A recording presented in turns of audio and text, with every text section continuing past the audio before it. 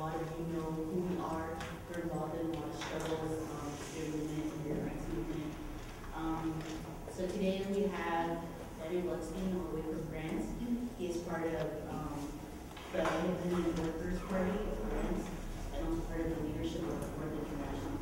So today's going to be talking about the European crisis. But before he starts, just some statistical stuff. The bathroom's over there. And if you can please silence or turn off your cell phones, that would be appreciated. And so Daniel's going to speak for about 25 minutes, and then we'll have a round of questions, followed by some answers, and then we'll do a second round. So people that didn't speak on the first round can go on the second round. And we're going to go on to about 1 minute. Thank you. Well, so I ask you to apologize. I would like to apologize because now it's quite 4 in the morning for me. My English is a little bit rusty and I'm doing. First of all, I would say that in the past 2 years, 8 governments of the main countries in Europe have been reversed. Britain, France, Spain, Italy, Portugal, Greece, Czech Republic, Denmark, and it seems that in the next election in Germany and Netherlands, the same thing will happen. Every government, if it is from the far, is replaced by a right-wing government, and every right-wing government is replaced by a far, by a left-wing government. In the past 2 years, a country like Greece went through 17 or 18 general strikes. And in the past 2 years, there have been quite 20 emergency European summits. And all of them have been concluded by the fact that everything is solved, the problems are fixed, and some weeks ago, and sometimes some days ago, sometimes some days later, the crisis is spreading. So we entered in a situation in Europe where the crisis is deepening and deepening. And of course, it's not the situation is not easy to be understood, not easy to be resolved, but one must understand that the main reason of this incapacity of the governments to resolve the crisis is the very resistance of the working people and of the nations around Europe. And this is the main element of the situation. We have entered into a real pre-revolutionary situation where everything which is decided either by the governments or by the European institutions or even by the leadership, the official leadership of the trade union or the political party, everything which is decided is put into question, is reversed by the upsurge of the people themselves. Let's look at the situation, for example, in Greece. The Greek government, the previous Greek government, which has been first a socialist government led by Papandreou, and then a coalition government between the right-wing party and Papandreou. This government accepted, on the name of the public deficit, on the name of the debt which had been artificially created by the government of the capitalists, they accepted to implement some plans which are really destructive. The pensions have been cut by 40 or 50%. The wages have been cut by 40%.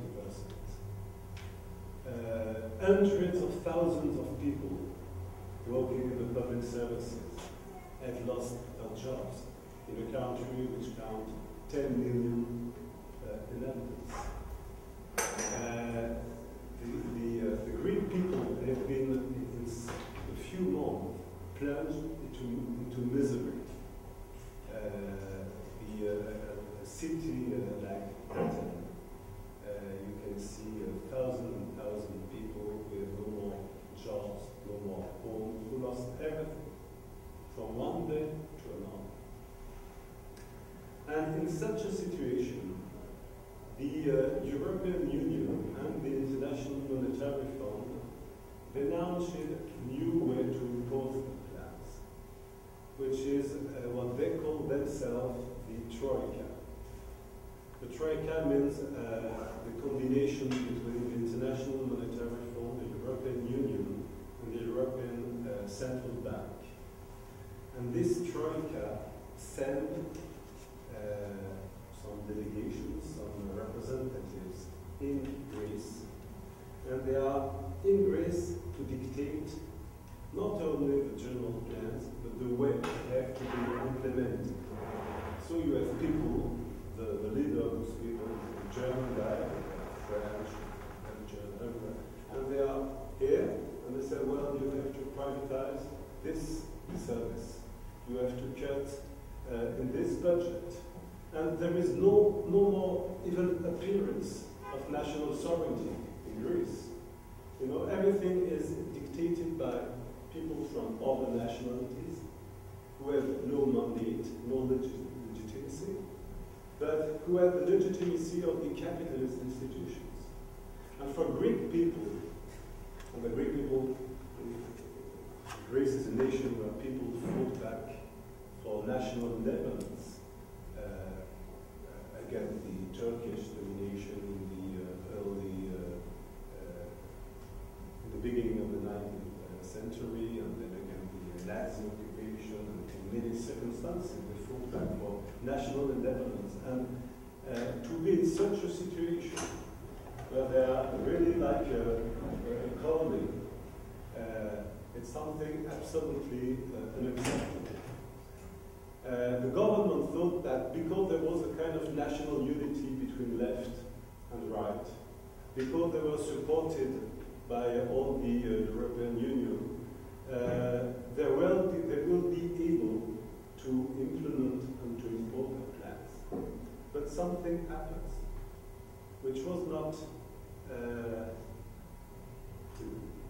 expected. Which was not expected. Which has been the resistance of the Greek people. Every time when the leadership of the Trade Union Federation decided one day of strike, they said, well, this will be the last day. We try to do something, and after we have to negotiate. And every general strike saw hundreds of thousands of people demonstrating, and with only one slogan, which is down with the Troika, go back with your plans, go back with your memorandum. The plan of the Troika is called the memorandum. And because of this resistance, the government has been unable to implement 100% of what has been decided by the Troika. So they call for new elections, and something happened. One coalition, which is called Syriza, which is composed by different organizations, and one of them is a part of the former Communist Party. They made something which is different from other countries in Europe. Because of the pressure of the people itself, they said that if they were elected, they will refuse to implement the memorandum.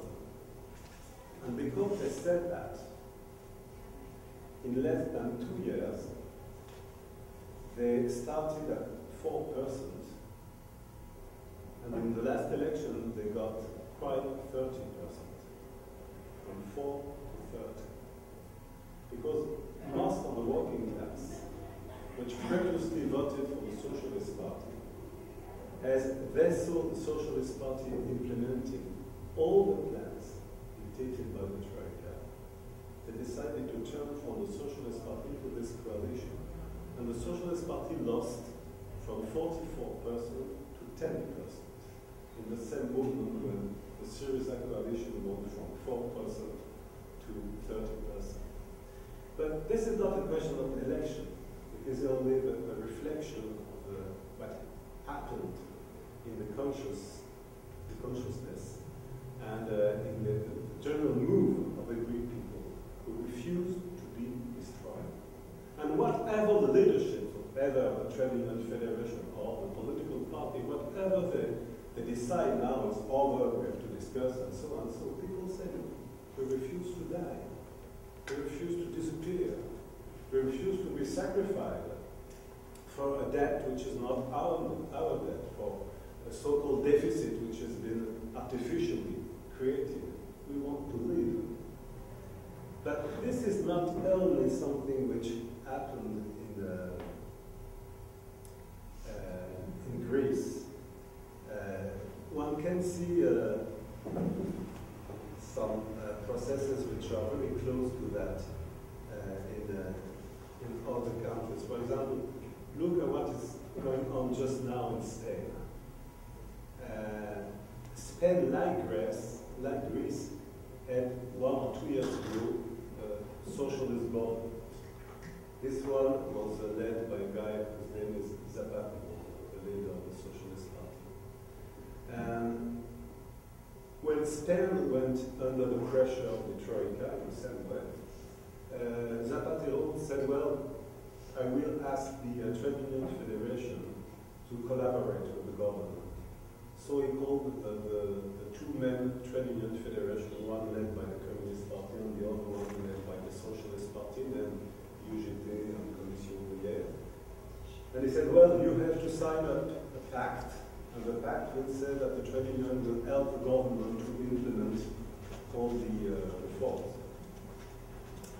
And the fact is that the Trade Union Federation leadership accepted. And they signed up a pact which said that we are going to cut that, cut that, cut that.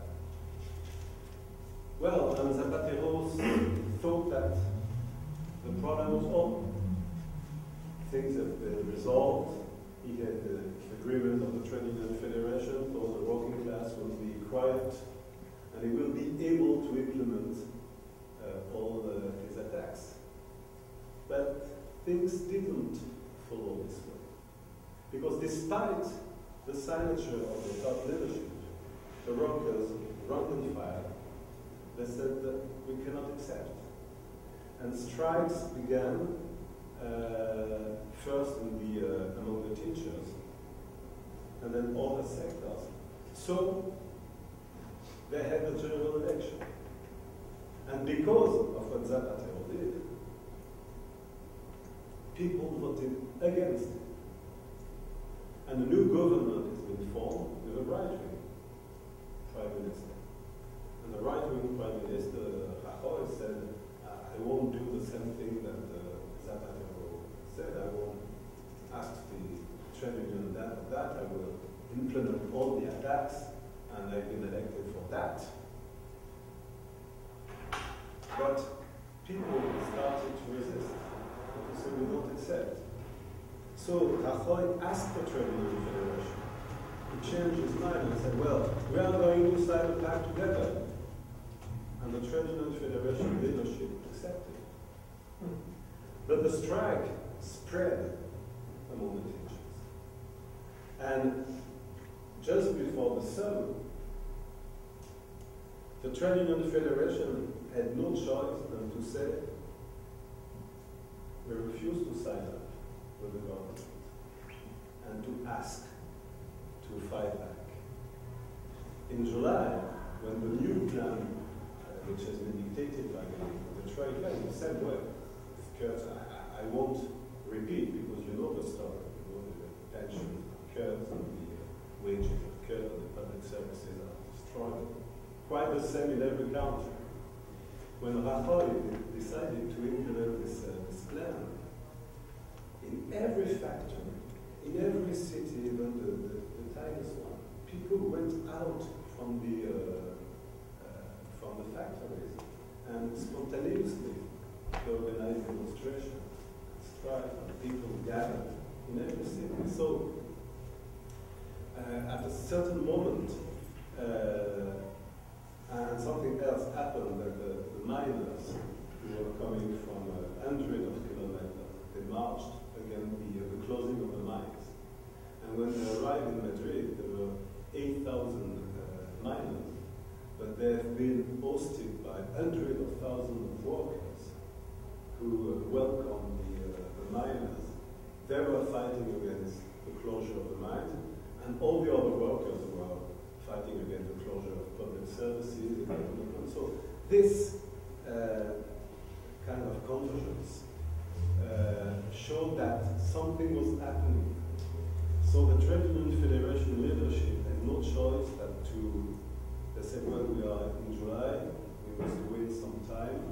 So they said, we ask everybody to prepare a 1 million march on Madrid the 15th of September. So this is summertime, people are taking vacation. But what happened is that the workers said, well, we're going to prepare this march. And then now there is a new maneuver, which is the Trade Union Federation leadership said that, well, the purpose of the march, of course there will be a march, but the purpose of the march is not the retreat of the plan of the government of Rajoy. The purpose of the march must be, we ask for a referendum, because those attacks are so important that they cannot be implemented if they are not supported by the population through a referendum. So you see that at every moment there is a kind of contradiction between what the people are fighting for the retreat of the plans, to defend the campus and so on, and the agenda of the leadership of the Trade Union Federation or political parties who try to divert the mobilization, but which are not in such a position to oppose to any kind of mobilization, because the pressure is too strong. So to go back to the situation of Spain, our comrades of the Spanish section of the Fourth International, what they are doing just now, they are proposing in every city, every factory to set up what they call preparatory committee for Madrid, but to say very clearly that such preparatory committees cannot be built only on one purpose, which is the retreat of all the measures, the retreat of the plan of the government. If you look at the situation of France, until now it could seem to be different, that we are going to find the same process. As you know, certainly the government has been a change in France in the same way. We had a right-wing government led by Sarkozy, and Sarkozy has been expelled from the power, and the Socialist Party won the presidential election and the general election. Frankly, if one looks at the campaign of the Socialist Party, or even at the new president, François Hollande, nobody could think that people voted for Hollande because people were enthusiastic. If somebody is able to provoke any kind of support, it's really this guy. But what happened is that people didn't vote for Hollande, they voted against Sarkozy. And they voted against Sarkozy because Sarkozy, like Zapatero, like Zapatero, like all the other, was implementing the European Union policy. So that the Hollande government has been very prudent. He started by saying that he won't do anything without the participation of the Trade Union Federation. And he organized in July what he called a social conference with all the Trade Union Federation leaderships, and very open and kind. He said that everything we shall do, we do with you.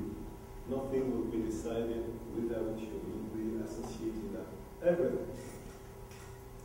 And just now, Hollande gave the agenda. And the agenda is the following. First, he said that the new European Treaty, as we go back to that in a moment, the new European Treaty will be adopted in France in the first days of October. And linked to that treaty, a lot of counter-reform attacking social security, pensions, school, public services, labor code, collective bargaining system, a whole program. And on every question he said that we'll do that with the Trade Union Federation by discussing with them, they will be associated and so on. So this is a kind of cooptation scheme because Hollande is afraid about its ability to do the work by himself. He needs to be supported by the Trade Union Federation. In this framework, the question of the new treaty is raised. And the question of the new treaty is interesting because, as you know, the European Union has been built 20 years ago, and the starting point for what has been called the Maastricht Treaty. And the Maastricht Treaty is a very very restrictive one. The Maastricht Treaty, in the treaty which included the building of the European Central Bank and the launching of the euro, the common European currency. When this has been adopted, maybe it's difficult to understand for people outside from Europe, but you have different countries with different level of economies, different productivity of work, different wealth. If you try to impose a common currency, there is only one way to impose such a common currency. And this way is to impose to all the working class, to lower all his rights. You know, it's the only way to have a margin for the government. So what they decided in the Maastricht Treaty was very restrictive. In the Maastricht Treaty, to help this currency to be stable, they said that the public deficit cannot be over than 3% of the gross domestic product. That's it. Yes.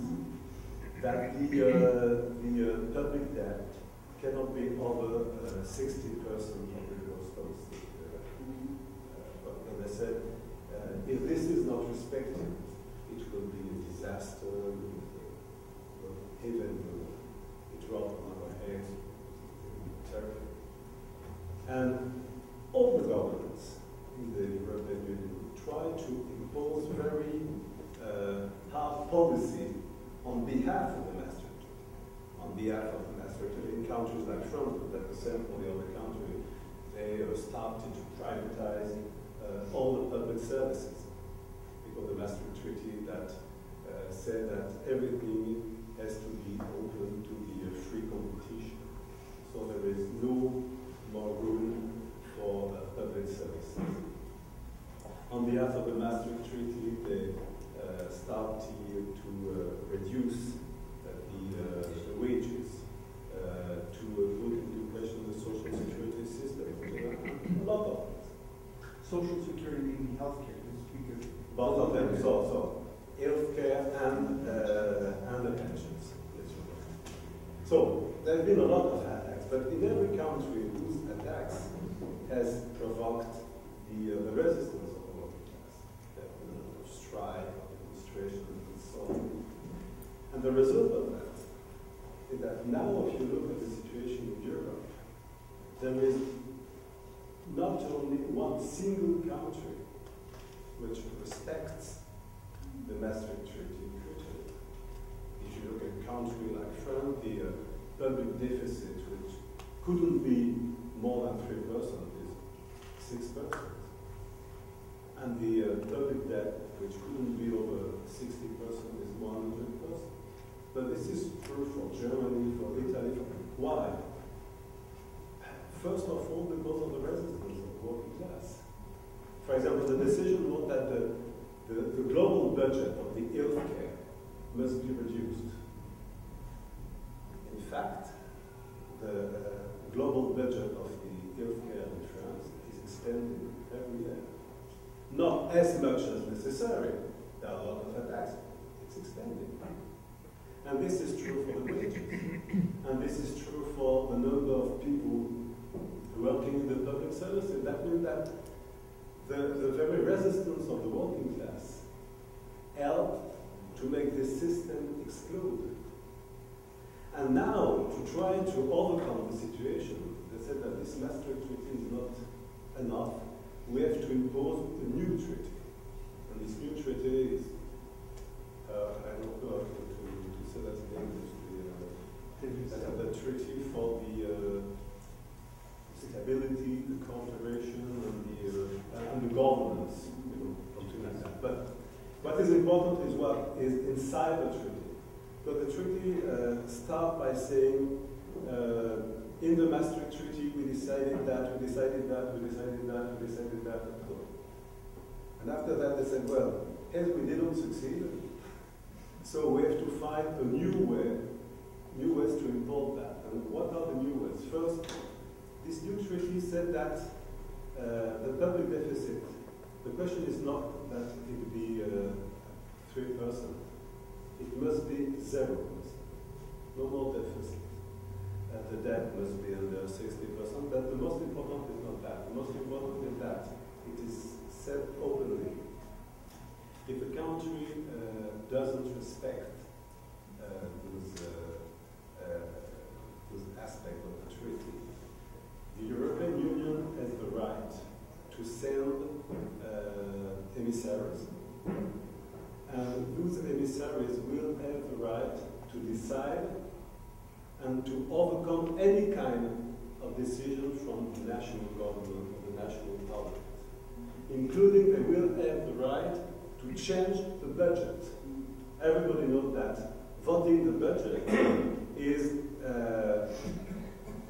the main expression of national sovereignty. You know, the parliament, the national parliament, adopts the budget, whatever is the budget, but the expression of national sovereignty. Then you have a new situation where people coming from Brussels, having been elected by nobody, but being mandated by the IMF, the European Union, the European Central Bank, they can come in Paris, in Madrid, in Athens, and say, well, the budget is changed. You decided that there will be 100 million euros for the school. Well, we will cut 40 million. Why?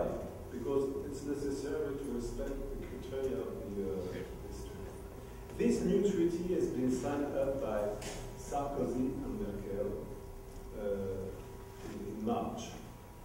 At this moment, it has not been yet adopted in France. We, the Independent Workers' Party, we launched the campaign 6 months ago. We have been able to gather more than 60,000 signatures against the treaty. And we call all the political activists and trade unionists who are opposing the treaty to gather and to build what we call Unity Committee against the adoption of the treaty. At this moment, when I'm speaking, we have been able to build such committees in more than 50 of the French departments, 90. And there is an important move from people, members of the Communist Party, of different left parties, unionists, including some people from the Socialist Party, who are being part of this trade. But now, we say in French, I don't know if it's been something in English, the time of truth is coming. The moment of truth. Yeah, the moment of truth is coming. Because Hollande said, the Parliament will be asked to adopt this treaty in the beginning of October. That's interesting. The treaty has been written by Sarkozy. Sarkozy no more there. Hollande has been elected against Sarkozy, but he asked the people the Parliament to support this treaty without any change. It's exactly the same.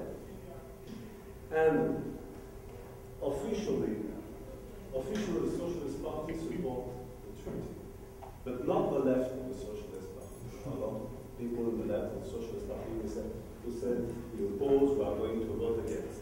Officially, Communist Party is opposing the treaty. And officially, another party which is linked to the Communist Party is opposing. Officially, men of the Trade Union Federation are opposing the treaty. So the road, 5 minutes, okay. The road could seem open to a huge mass mobilization, but here lies the problem. We have written to the parties or the group to propose to a common meeting and to decide what we do together against the treaty. We made the proposal 4 times. None of the main political parties even answered. Some little association and groups accepted, okay, but most of them silence. Even people like the Communist Party who say we oppose do nothing against the treaty because they need to help the government to do the work. And the problem is that we understand that the adoption of the treaty is linked to the implementation of all the counter reforms which are on the agenda of the government. It's not only the treaty by itself, it's the treaty and the new attacks against healthcare and the new attacks against the labor code and so on. So, what we did, we said, we made a proposal a long time ago that there have been a huge mass demonstration against the treaty before the vote. We said that even if the other political parties refuse, we will do the demonstration. We propose that the demonstration be organized on the 29th of September. We know that by itself, such a demonstration, even if we are 10,000 or 20,000 people, it will not be enough to prevent the adoption of the treaty. But it will be a starting point for the groupings of people, rank and file, militant from different parents, and to prepare the next step. Because the next step will be that those questions, they are not resolved by the rejection of the treaty. They will have to be resolved on the ground of class struggle. And we have to prepare the fact that there is a counter-reform about healthcare, about the pension, about school. We are going to help to build mass mobilization and building unity with the Trade Union Federation to defeat this counter-reform. So the processes which are going on in Spain or in Greece are just coming in France. And I'd like to conclude by saying that if you look at this specific situation that I could speak about Italy or Germany, and one could find a very parallel situation. This is a real unity among people and working class in Europe. Unity is not European Union. European Union is a kind of jail for the European people. It's a framework which destroys and which doesn't build any kind of genuine unity among people. We are fighting in favor of what we call the Socialist United States of Europe, which means that all the oppressive institutions, including the European Union itself, the common currency, the European Parliament, and all the derivative of the European Union, must be abolished, and that the people and nations of Europe themselves be able to build a common framework, which cannot be a framework of destruction, a framework of dictatorship of debt, dictatorship of the public deficits, which cannot be a framework of exploitation and oppression, and which must be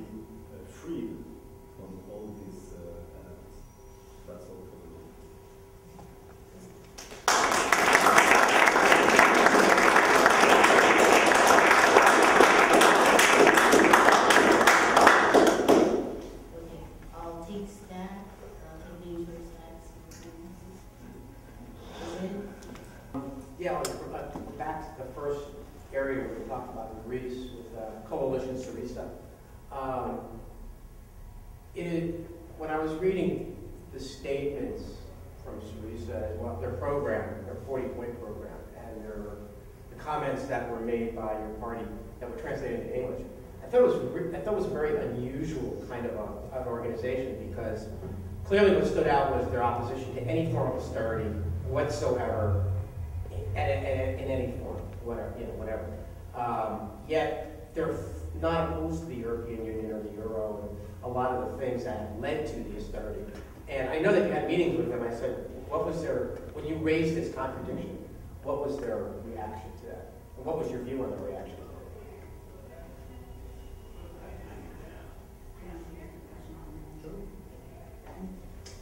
Well, I was struck by, the similarity in many ways to what's going on here, in the United States.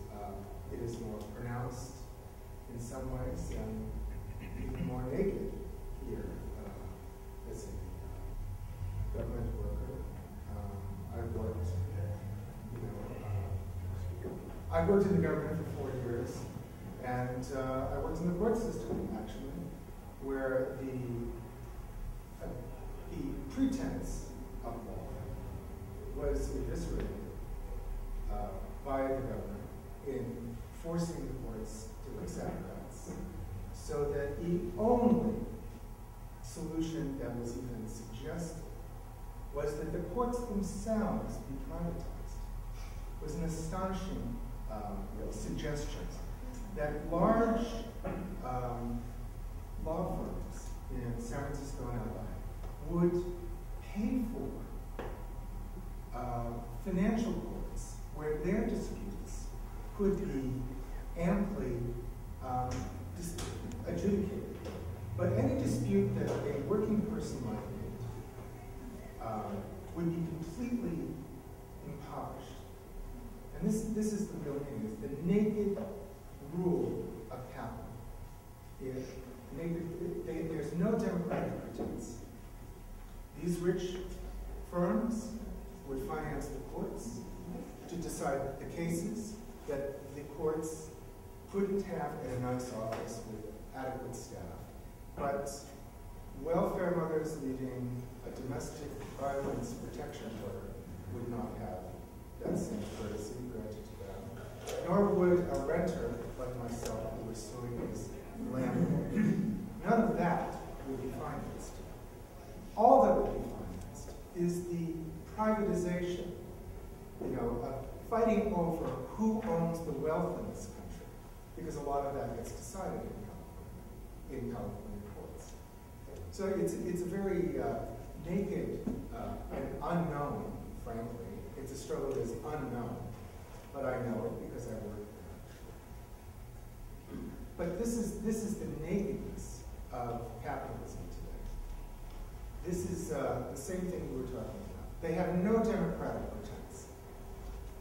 So I thought you had a very good analysis of the situation, and I was glad to hear it. I just had a question about the growth of the far right, which seems to be a very dangerous situation. So David mentioned Greece. The statistic I heard, something like 50% of the Greek police voted for New Dawn, the fascist organization, because they vote by barracks. You can kind of count the vote. So there's a very dangerous growth of the far right. In France, I forget the vote, but Marine Le Pen won a very high percentage of the vote. And there seems to be a lot of the far right in Europe seems to be growing on the basis of a really strong anti-immigrant sentiment, an anti-Islam sentiment, a kind of, which we're kind of familiar with here in the United States. So I just wanted to see what your take on those issues were. There's in France the law against the veil being worn.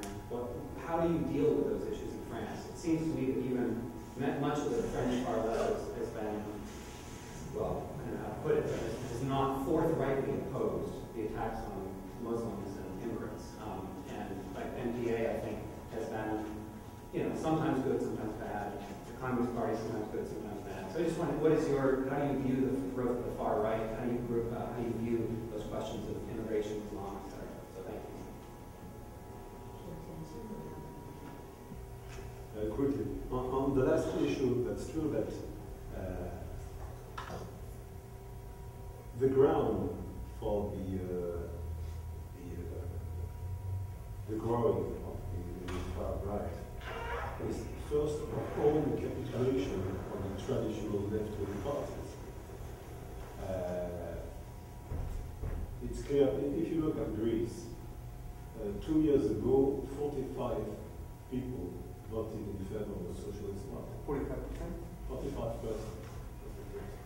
If the Socialist Party had implemented a policy in defense of working people, you never could see the far right having such a success. And if you look at in front of the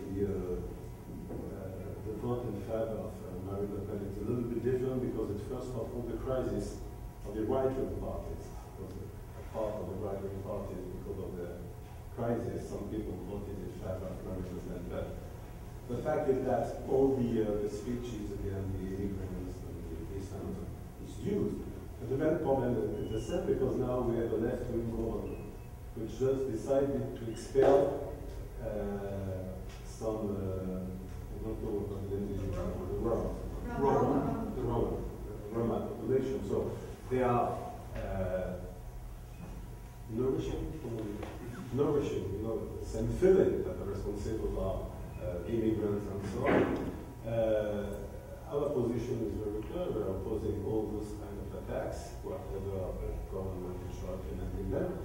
And we said that the only answer to the defense of the job of the interest of the working class, and as long as you are not able to defeat these kind of reactionary attacks, they will be used to a specific attacks against the immigrant and this foreign population. So the question is the unity of the working class in defense of its conquest.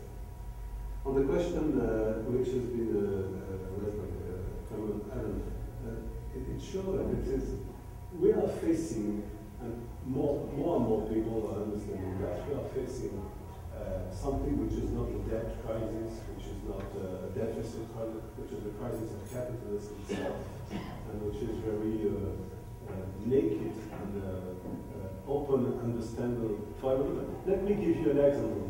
In the very complex system of the European Union, the European Central Bank has not the right to help directly the national economies, and it has not the right to help directly the banks which are bankrupt. So the European Central Bank is It lends. It lends to the private banks at the rate of 1%. And the private banks lend to the national government at 3, 4, 5, 6%. Okay? But where the money of the European Central Bank is coming from? From the national banks. So let's take the example of France. France is giving money to the European Central Bank. The European Central Bank is lending at 1% to a private bank, which will lend to the French government at 4%. With the French government money, it's used to have a spread of 3 or 4%, which go into the pocket of the private banks. You know? And after that, it's like, oh, there is a deficit. Oh, the deficit is growing. What a surprise. But there is no deficit. They are using the public money for the private interest. And there is something more. In past, from the 25th of December to the 24th of February, because of the crisis of Europe, the European Central Bank has been asked to lend very openly to help the European economies. So they made something that in 2 months, they lent more than 1,000 billion euros. 1,000 billion euros. And it was supposed to help the European economies.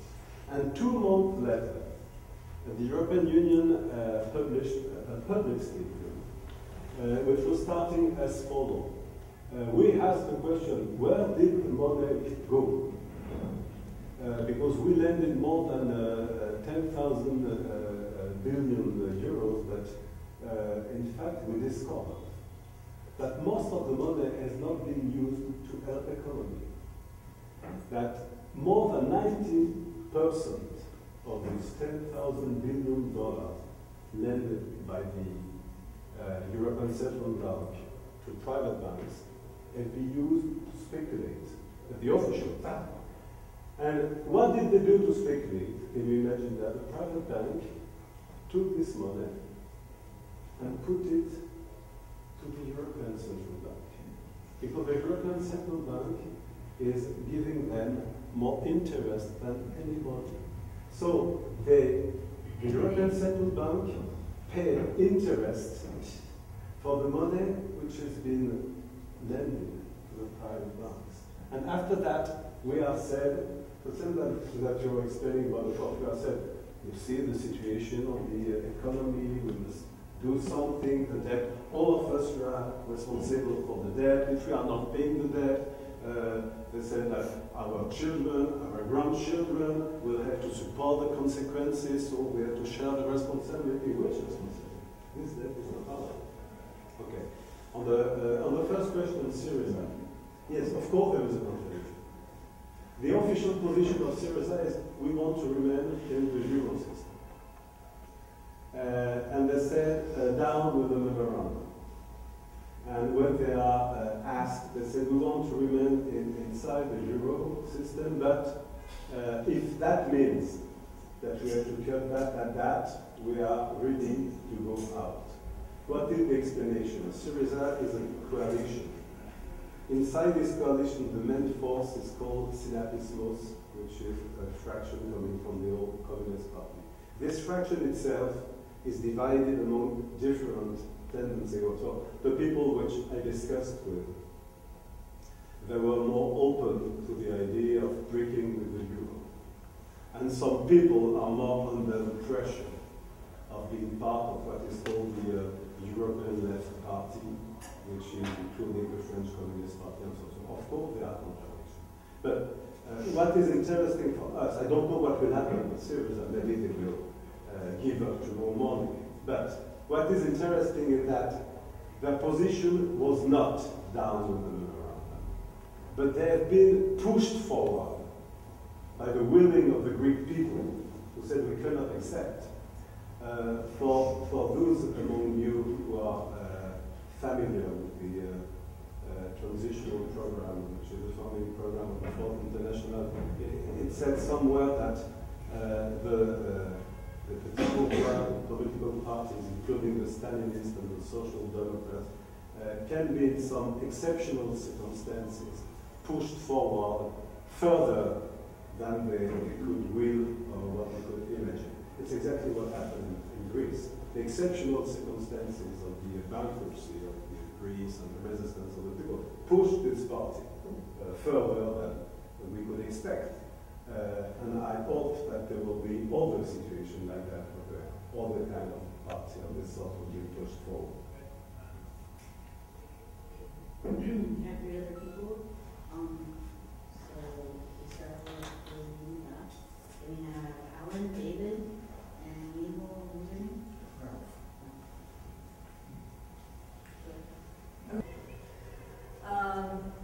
It sounded, maybe you want to comment on the time that I did spend here, including the questions, as it sounds as though there's a surprise that this is going on. Now I know everybody here knows about all the rape of the global south the past 30 years or so.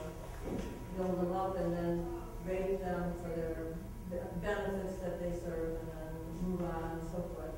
So there's a different characteristic, set of characteristics though to the same kind of thing going on in Europe from what you're saying. And I just wondered if you wanted to comment on it. You know, the basic role of the banks being joking around like this, for one thing, which wasn't the element in the South, as we said.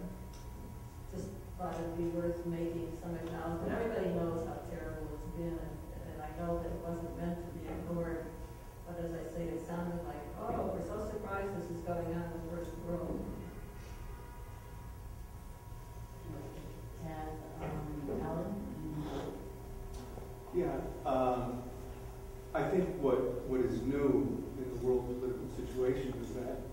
the same phenomena that we've seen in relation to Mexico and the countries south of the border is now being implemented by the United States in Europe and at their behest with banks, International Monetary Fund. The idea that we heard for so long is that the European Union was going to create a new economic entity that was going to challenge the United States, that was going to be prosperous, that it was going to be the new superpower.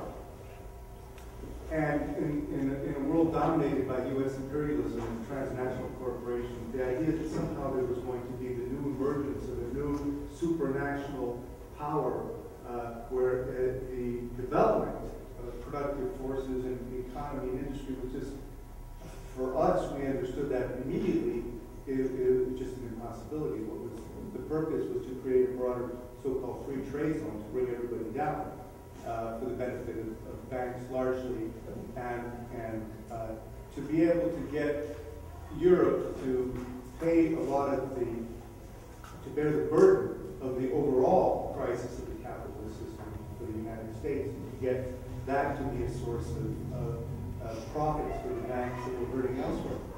What struck me, and I think is so vital that we understand, is that the same process of the trade unions fronting, the trade union leaderships fronting and accompanying these policies of destruction, without which they couldn't take place. If they didn't have the support of these traditional parties and the trade union federation leaderships, these strikes wouldn't be one-day dislocated general strikes. It would be a continuous general strike until for the withdrawal of these plans. And I know that's what our comrades were raising in these movements. You know, the resistance was important. But in France, I remember I was there, and there was a question of these massive strikes with mobilizations of 3 million people 2 years ago.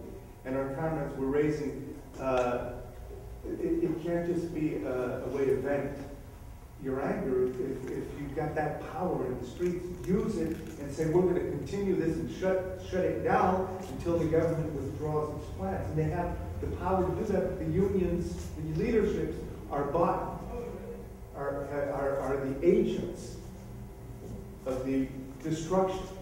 And we've seen that in the United States. Obama wouldn't have been able to do diddly squat if it weren't for support. Trump and the others, and the destruction of the auto industry, they went along with it. Not only did they do that, they heralded it.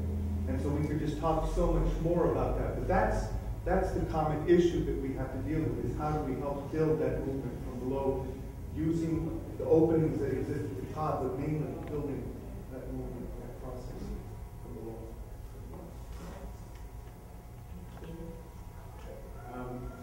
So I think there definitely is a tendency in the United States to, for the government to label things democratic or, mostly democratic and play it off as like it's in the people's hands. And I was wondering if you could just talk on if there's a similar tendency in European countries to label things democratic, and what the danger of that can be, and also if any of the leftist movements are addressing democracy or how the government decides what democracy is.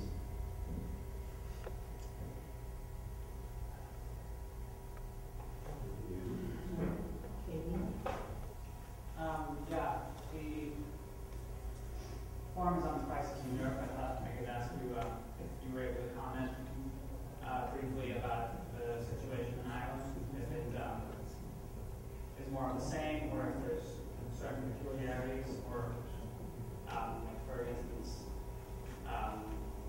what sort of action is the Labour Party taking there, or Sinn Féin perhaps, or any sort of anybody that would be politically aligned.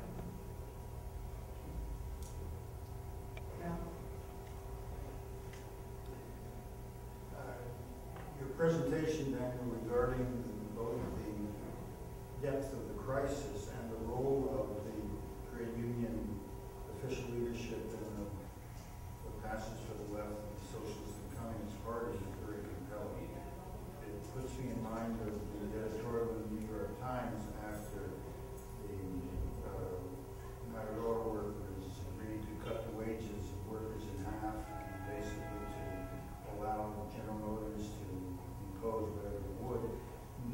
Times ran an editorial in which it said it had required Richard Nixon to open relations with Mao's China, and it took Barack Obama to break the United Auto Workers. And in that regard, as the resistance you describe unfolds amongst the working people, rank and file, and the similarity of the conditions they confront, as you described it so well in Greece, and in France, and in Spain, and in Italy too, and in Ireland and Iceland. It's a generalized condition as we know it.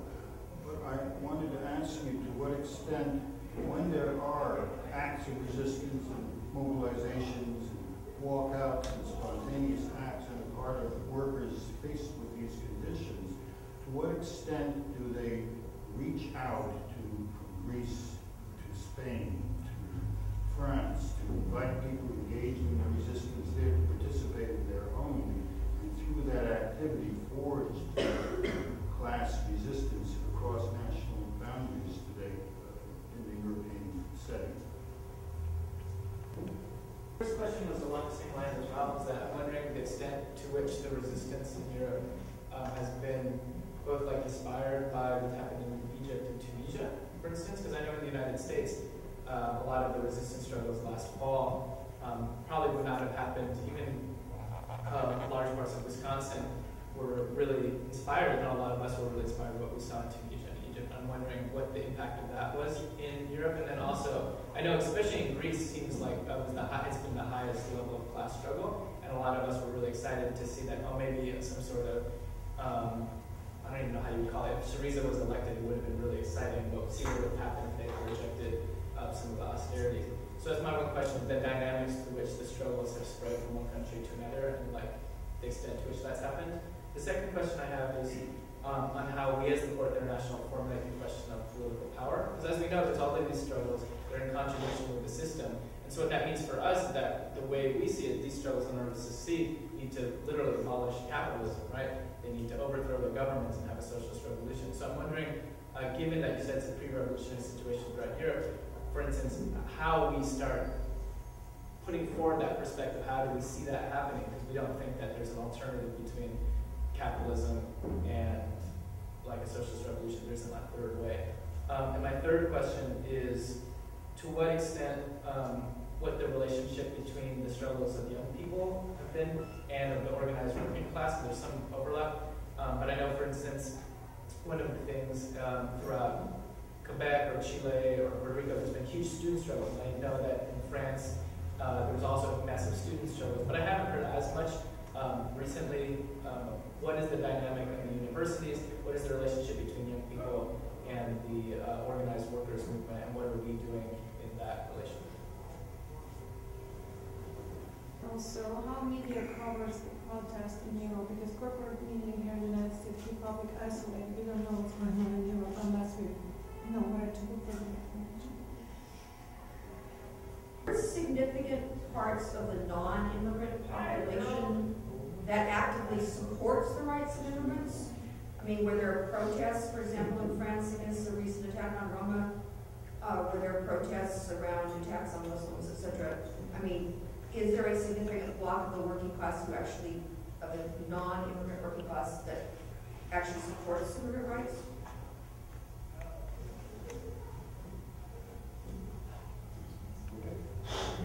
Yes. What's happening now in Europe is not a surprise if you look at the context. But I would say that if you look at the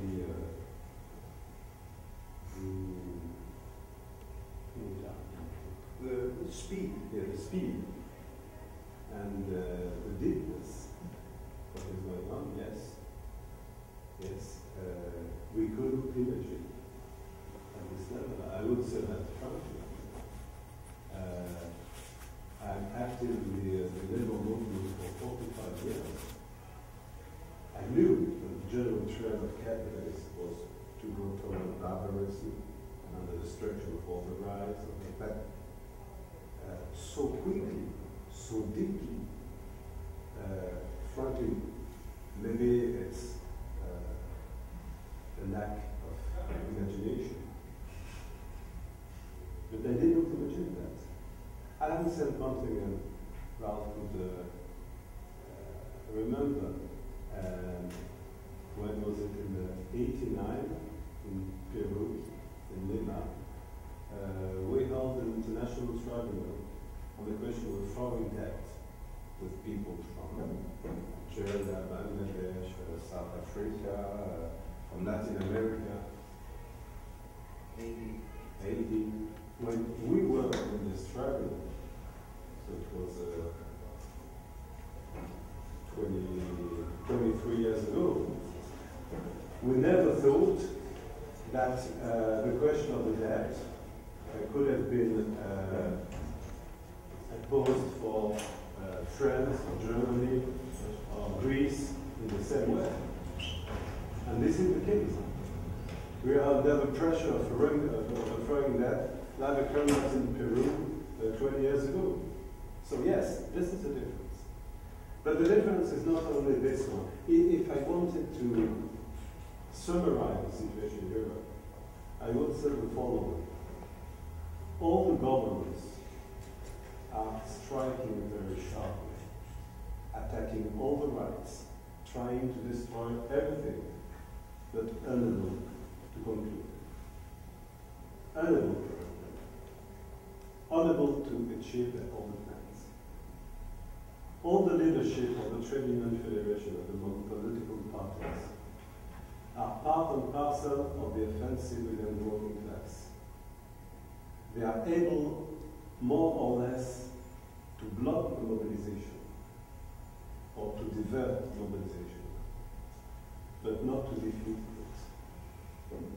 And then, the most important trend of the situation in Europe is that the very resistance of the working class is preventing the destructive process to go till the end.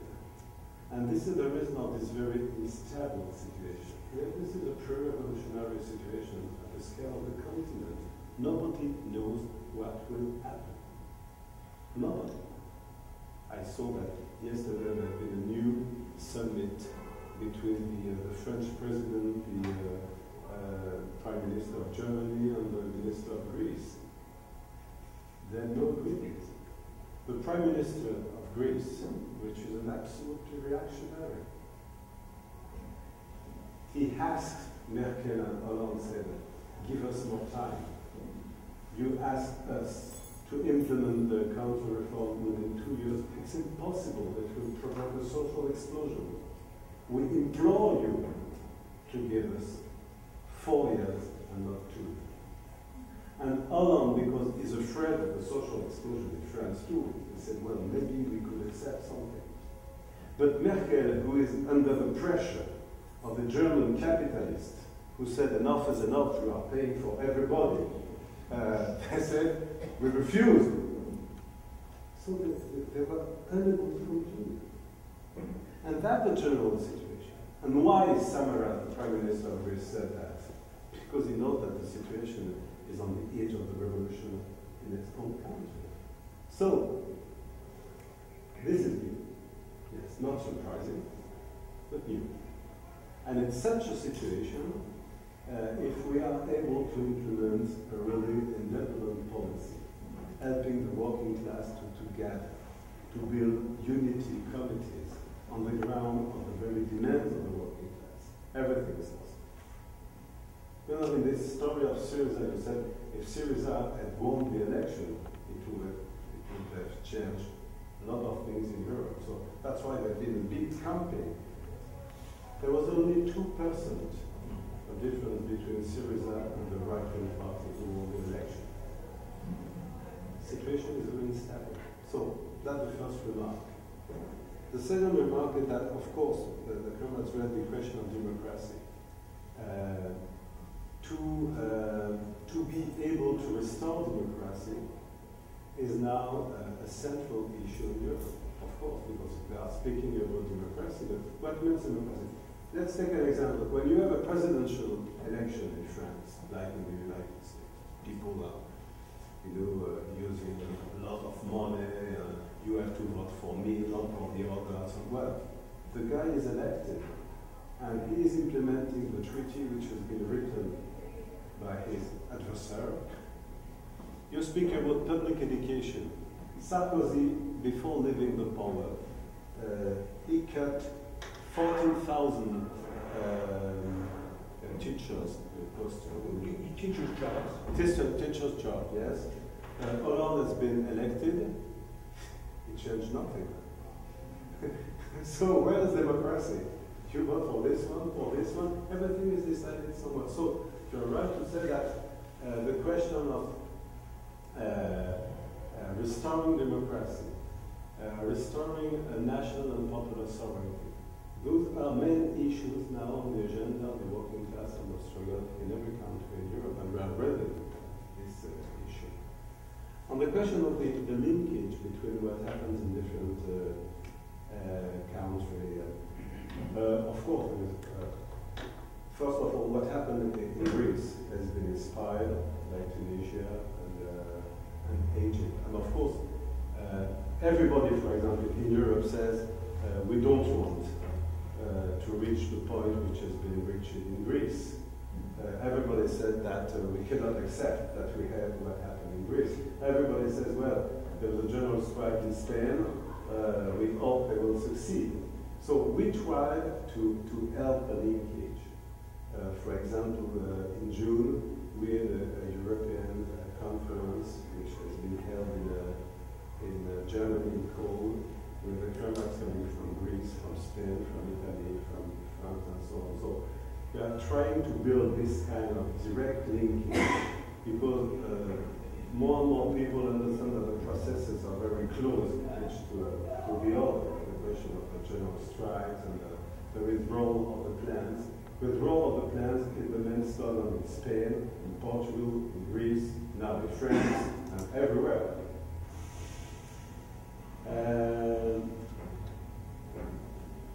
That's that. How do we run the issue of power? The issue of power, the first question is breaking or not with the European Union. If you refuse to break the European Union, you'll be delayed to take the responsibility of all the measures which are decided by the European Union and the Troika. So the first issue is breaking with the European Union. If you want to struggle in favor, for example, of a working class government, one is to say that the three prerequisites for the working class government is to break with the European Union. And then breaking with the European Union means dismantling of all the institutions of the European Union. Rather the issue of the Constituent Assembly, rather the issue of building a new kind of relationship between all the peoples and nations in Europe. So the question of democracy is the first component of the answer to the question of power. Such a government, that's a working class government in France, which will decide to break with the European Union, could be able to take the first emergency measures, able to fulfill the most urgent demands of the working class. For example, the cancellation of the foreign debt. For example, the renationalization of the main public services which have been privatized. For example, the decision to reopen all the jobs in the hospital, in the schools, and so on, which have been cut in the past period. On the question of youth, in the past period, we have seen in Spain, in Greece, the young people mobilizing with the working class. What will happen, for example, now in a country like France?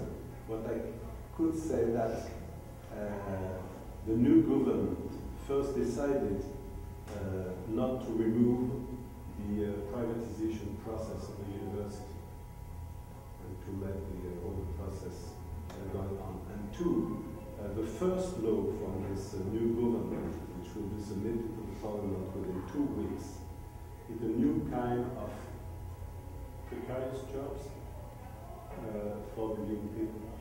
What they call the help jobs, which means that the young people will have the right to have a wage which will be 70% of the minimum wage of a worker, and will have the right to have a limited contract for less than 1 year, repeated 3 times, without any perspective of having a contract, how do you call that, city? Permanent work. Permanent job, you know. So I know that, for example, our young comrades who are just gathering now, they decided to launch a central campaign against this new kind of contract and asking for a real job and a real contract for every year, you know. And we can expect that there will be mobilization around this issue in the next period. But regarding the question of youth, like the other question, we are facing the same kind of problems. For example, the Trade Union Federation, the main Trade Union Federation decided not to oppose that. The reason is that for a young guy who has no job, who is unemployed, this is better than nothing. So, of course, we are not supporting that, but we cannot oppose directly. So we will have to overcome this kind of obstacle. Because, of course, it's better than nothing, but it's not an answer to the real need for a young man or a young woman to have a real job. On the question of education, the education is under attack in every country. What they did in France is very impressive. I spoke about what they call the social conference, trying to associate all the trade union to all the reform of the government. But on the specific question of school, they opened what they call a huge consultation to prepare the reform of school. 700 responsibles of trade union, federation of teachers, pédagogique, teachers, non pédagogique, des associations pédagogiques. Pedagogic institutes, I don't know, curriculum-based? Non, or qui discutent sur la pédagogie. Oh, okay, organizations. Pedagogic association. Pedagogic. Okay, like pedagogic association and different people. So 700 people gathering from starting at the beginning of July until the end of September, discussing everything. And after that, they will prepare a law. What is the content of the law? All the counter reforms from the previous government, right or wing, which has been blocked by the mobilization of the teachers, all of them are put into the new law. For example, the proposal, and you will recognize something which happened there. For example, one of the proposals is to reduce the time of learning for the kids in the school, and to have extra time for things which are not education. What is the purpose? That if you reduce the time for learning, you reduce the time for using the teachers. So you ask people who are not teachers, who have not the same kind of rights, who have not the same wage, to take care of the kids. Another proposal, we have in France what is known as l'école maternelle, which is a school, a public school for kids from 3 to 6, which is not compulsory. Yeah, it's not compulsory, but it's open, friendly for everybody. Like childcare.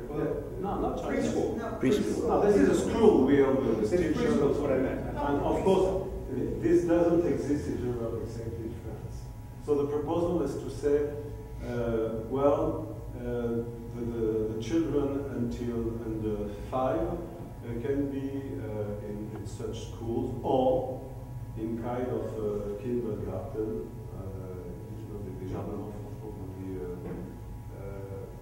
childcare. That's more childcare. It's not a preschool. It's just A normal school means another kind of structure, other kind of teachers, and of course, not the same content. You know, so everything is seen as reducing the time for education and the skill of the teachers who are in charge of that. And of course, it will be, the consequence will be impoverishment of the education itself. And here we are facing with some problem. Some trade union federation people whose reforms are very interesting, and maybe we can help them to be implemented and so on. But we'll see what the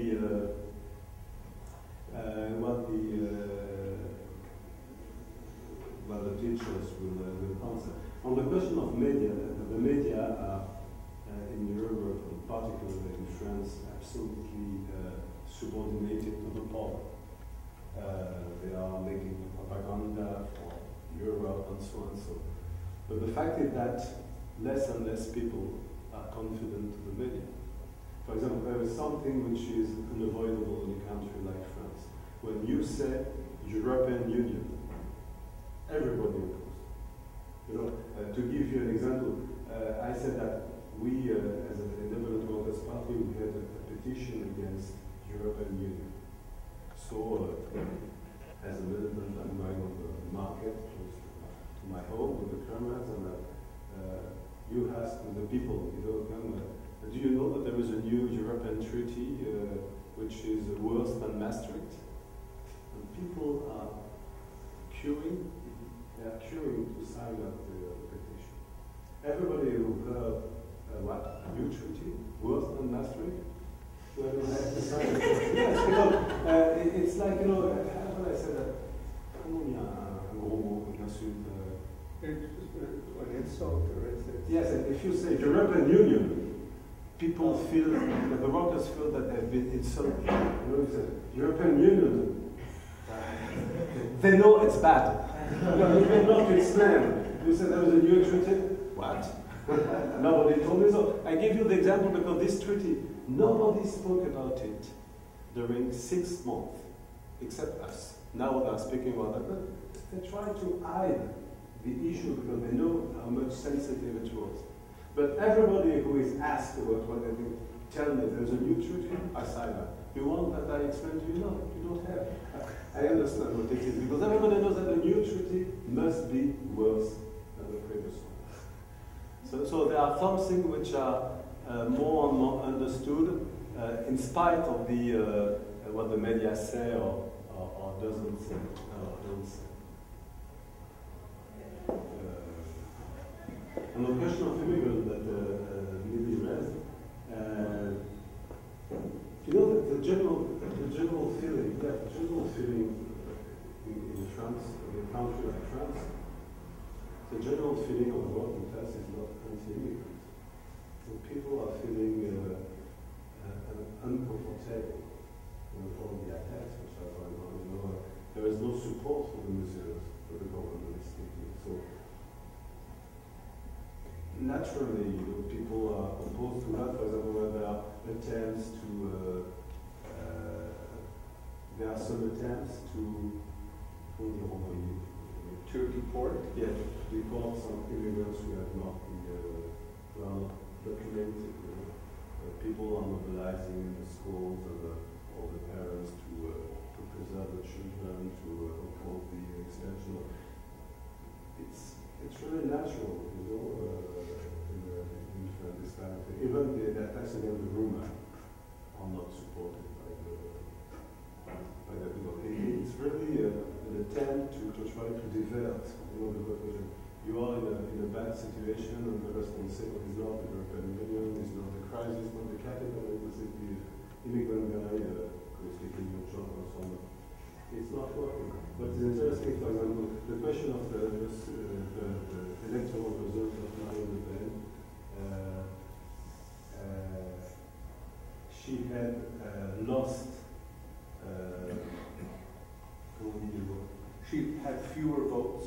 Yes, fewer votes in the working class communities, and she won more votes in the rural